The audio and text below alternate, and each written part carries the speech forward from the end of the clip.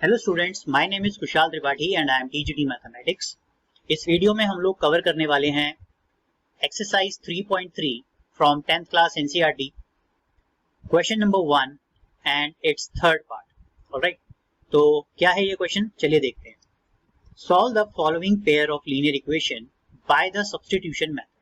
Alright, देखिए generally अगर आप इस क्वेश्चन को फर्स्ट अटेम्प्ट में सॉल्व करते हैं तो आप देखते हैं कि आपके पास x की वैल्यू और y की वैल्यू नहीं मिलती, और ये जनरली काफी सारे बच्चों का डाउट रहता है।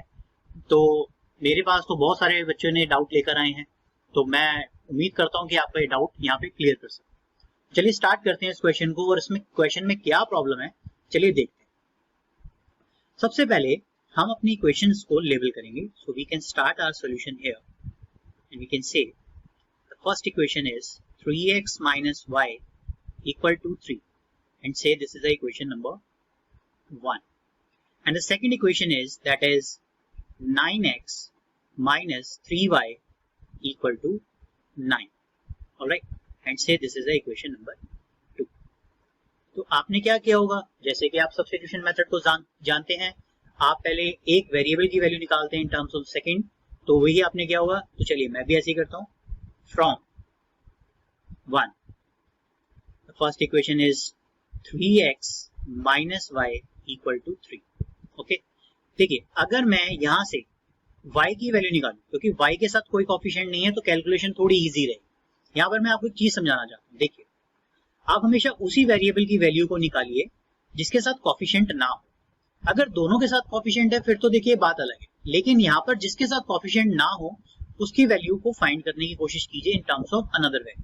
सो लेट्स से अगर मान लीजिए मैं यहाँ से x की वैल्यू निकालता हूँ, तो मुझे x की वैल्यू कैसे निकालनी पड़ेगी, मैं कहूंगा 3x equal to 3 plus y and x is equal to 3 plus y upon 3।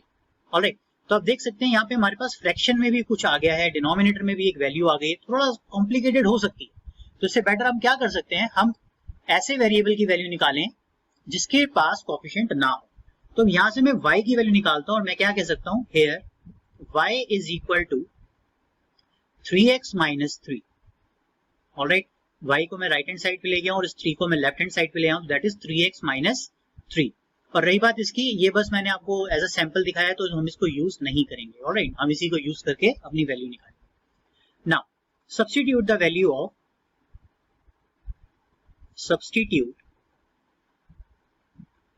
Of y in equation number 2.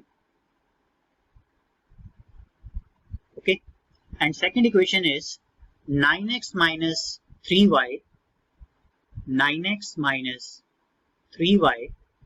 equal to 9. Alright, तो y की वैल्यू हमने फाइंड करी है, दैट इज 3x minus 3, वो हम यहाँ प्लेस कर देते हैं। 9x minus 3, that is 3x minus 3 equal to 9. Alright, इसको सॉल्व कीजिए। 9x minus 3 into 3, that is minus 9x, and it is minus 3 into minus 3, that is plus 9 equal to 9. Alright, तो आप देख सकते हैं this 9x and this minus 9x, this will get cancelled. Okay, तो value आपके लिए क्या आ रही है, वैल्यू तो कुछ नहीं आ रही है, बट एक स्टेटमेंट मिल रही है। What is that? It is 9 equal to 9.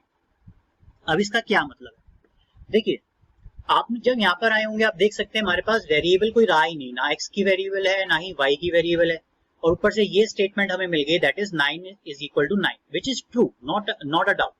Left hand side is equal to right hand side. तो जब इस तरह की सिचुएशन आपके सामने आ जाती है तो आप क्या कह सकते हैं, देखिए आप कह सकते हैं it means it is true for, it means it is true for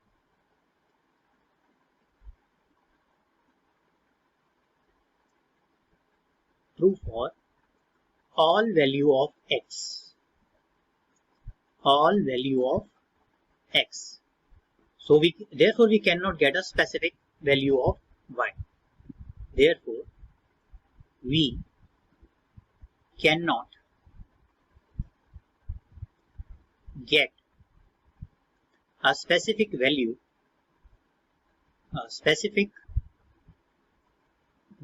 of y.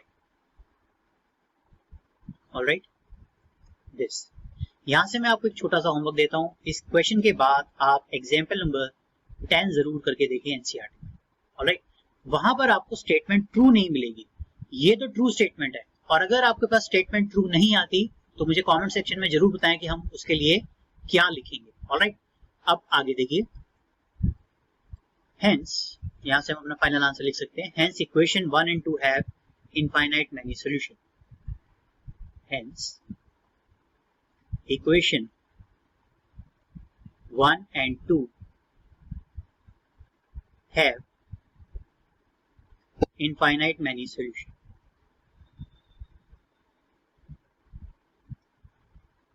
तो इसका मतलब ये है कि अगर स्टेटमेंट ट्रू आ जाए तो हम सॉल्यूशंस को क्या कंसीडर करते हैं, इनफाइनाइट मैनी सॉल्यूशन ले लेते हैं। ऑलराइट, और अगर ये स्टेटमेंट ट्रू नहीं आती तो मैंने आपको बोला है, आप मुझे एग्जाम्पल नंबर 10 करेंगे और कमेंट सेक्शन में बताएंगे कि इसका हम क्या स्टेटमेंट लिखेंगे। ऑलराइट, अब आपके मन में एक शायद डाउट भी होगा कि सर हमारे स्कूल टीचर या ट्यूशन टीचर ने तो पहले ही इस तरह से चेक करा लिए थे इसके ratio A1/A2 like B1/B2 and C1/C2, तो आपने इस तरह से क्यों नहीं कराया? क्योंकि मुझे इसलिए नहीं कराया बेटा, क्योंकि मैंने देखा है कई सारे स्टूडेंट्स जब वो इस प्रॉब्लम में आके अटकते हैं तो ही वो मेरे पास डाउट लेके आते हैं। तो that's why I am showing you कि आप कहाँ अटक सकते हैं और उसके बाद आपने किस तरह से इस आंसर को लेके जाना है। That is why I am explaining the whole question. Alright, तो प्लीज इसको ना भूलिएगा। I will wait for you.